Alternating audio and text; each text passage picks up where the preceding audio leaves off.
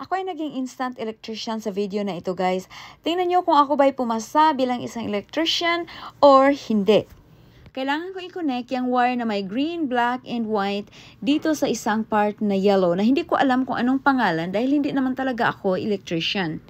So, ito na nga guys, binalatan ko na yung outer shell ng wires para ma-expose ko yung colorful na wires sa loob. Kunti lang naman ang pagbabalat ko dyan dahil kunti lang din naman ang kailangan ko na ma-expose. So, ito lang ang kailangan ko para dito. Nagdepende yan sa kung saan nyo ikakabit yung mga colorful na wire. So, pagkatapos nga na mabalatan ko yung outer layers ng wire, kailangan ko ng balatan itong tigi-isang colorful na wires para ma-expose natin yung metal or yung brass ba ang tawag niyan? Ewan, basta. Hindi ako electrician. Okay? So, basta kailangan nating i-expose ang maliliit na parang buhok na metal wires. So, yan ang kailangan natin.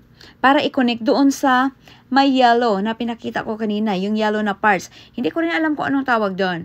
Basta yun na yun. At pagkatapos nga ma-expose, kailangan pagsamahin sila, inikot-ikot ko lang para magkumpul-kumpulan sila. Oh, ayan, yan ang itsura nila. So, ito yata, tanso, naalala ko, tanso pala to sa Tagalog. Pero, I'm not sure kung ano ito sa English.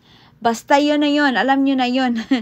So, ito, dito ko nga siya ikakabit. So, kailangan buksan ko na ito para makita ko kung saan siya ikakabit. Ayo, ganyan ang itsura niya. Habang ako nga ay busy sa pagkalikot ng mga parts na ito, may naamoy ako. At ang naamoy ko guys ay pinakbit. Amoy bagoong, may nagluluto ng bagoong. Kasi nga naman, sa di kalayuan, mga 5 minutes walk away lang, is merong Filipino restaurant na tinatawag na Maharlikas. Natakam tuloy ako sa pinakbit. At ito na nga guys, nakita ko na kung saan ko ikakabit yung mga colorful wires ko. Obviously, yung green na wire, dito sa green ikakabit. Pero yung black and white, parang pareho lang sila kung titingnan mo. So, kailangan alam mo kung alin doon ang para sa black at alin ang para sa white. Kasi kung hindi mo alam guys, naku talagang sasabog ang fuse ng bahay nyo o ng electricity nyo pala. Sobrang delikado guys pag di mo alam kung saan ikakabit ang mga wires na ito. Kaya bago nyo ito gawin, kahit hindi man kayo electrician kagaya ko, make sure na alam nyo ang gagawin nyo. Meron kayong guide or nanood kayo ng YouTube, gaya ng itong sa akin. Nanood lang ako ng YouTube. Finalo ko lang yung instruction ng YouTube dahil itong pagkakabit nito, itong wires na binili ko, wala siyang kasamang instructions. Sa YouTube lang ako nag-research kung paano ikakabit. So, yun lang. Kaya make sure na alam nyo 100% sa puso nyo, sarili nyo na alam nyo kung paano ito gawin. At gusto ko rin lang palang i-point out yung aking mga daliri pala. Mukha ng, abatod. Alam nyo ba yung abatod, guys? Yung parang uod na matataba na nasa niyog yata yun. O, basta, uod yun. O. So, ganyan na yung, yung daliri ko dito dahil nagpa-farmers na rin ako. Naging farmer na rin ako pala. Yun pala dapat. Hindi ako Tagalog. Sorry, Bisaya ako. Bisayang dako. So, ito na nga, guys, na ikabit ko na yung colorful wires dito sa isang part na to.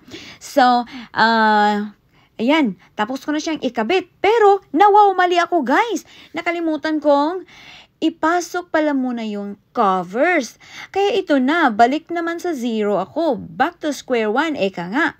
Kailangan ko tanggalin sila ulit. Naku, nainis ako ng konti dito kasi umabot pa naman ng mga 1 hour at kalahating oras na ako sa pagkukumpuni dito.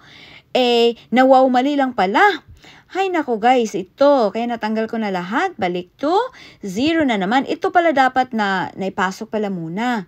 Tingnan nyo mamaya kung paano yan anong purpose nun. Yun yung magka-cover dun sa na-expose na colorful wires.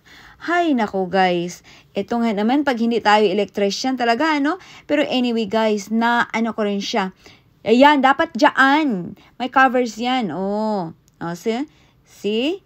Oo, ganyan pala yun.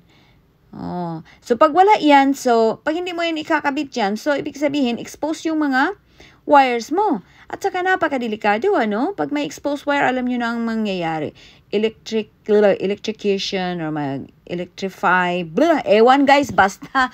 Hindi ko alam yan. Kayo na ang bahala niyan. I-comment nyo na lang yung mga, mga komentaryos nyo dyan sa comment below. Comment section pala.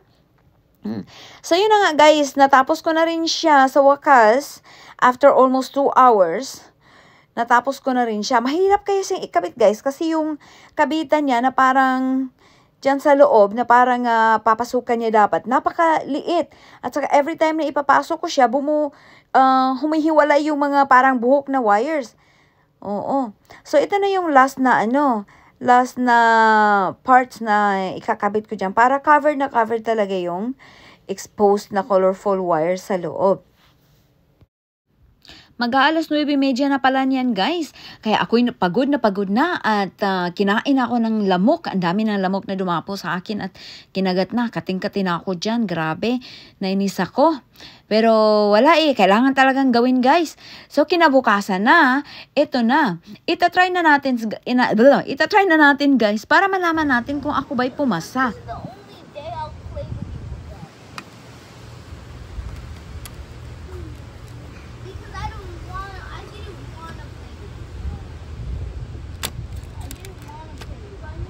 Is it working or no?